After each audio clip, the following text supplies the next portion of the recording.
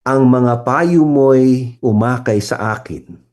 Marangal na ako ay tanggapin. 25 to 26. We sing this, mga kapatid, and we love to sing this song. Whom have I in heaven but you? There is nothing on earth I desire beside you. Sino pa sa langit kundi ikaw lamang, at maging sa lupa ay aking kailangan. My heart and my flesh, they will fail, but God is the strength of my heart. Puso ko't kaluluwa, manghihina. Ngunit ang Diyos ang lakas ko, tanging kailangan. Mga kapatid, we need to come to this point in our life. And this is the most, I guess, the most powerful way, mga kapatid, that I can describe a person or a believer who is so confident and his trust is fully now set on God.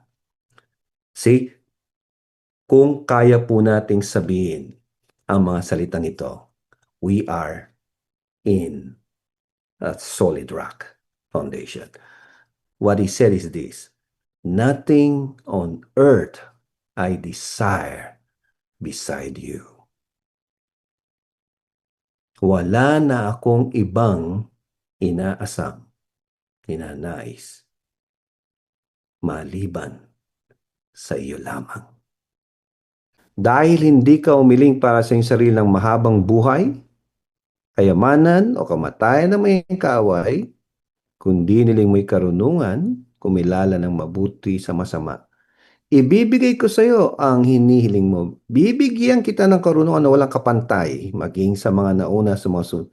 Tapos ang sabi po ng Panginoon, bibigay ko rin sa iyo, right? Ibibigay ko rin sa iyo ang mga bagay na hindi mo hiningi. Ano yon? Kayamanan, karangalan na hindi mapapantayan ng sino mang hari sa buong mundo sa buhay mo. Now remember, mga kapatid, that's very powerful, right? That's Jesus' word saying, unahin mo ang kaharian ng Diyos at ang katuwiran ng Diyos, right? At ang lahat ay daragdag niya sa iyo.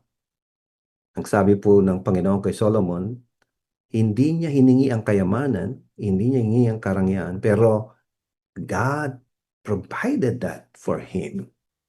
He asked for wisdom, meaning he has for a heart na talaga pong will fear the Lord. And that is what Jesus said, right?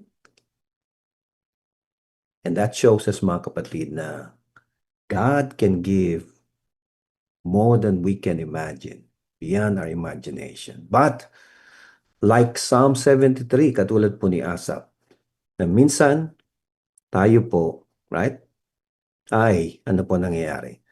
Tayo ay napo-focus sa mga masama at sa kanilang pagunlad, pagyaman, at nawala tayo sa ating talagang pagkilala sa kakayanan at kabutihan talaga ng ating Panginoon.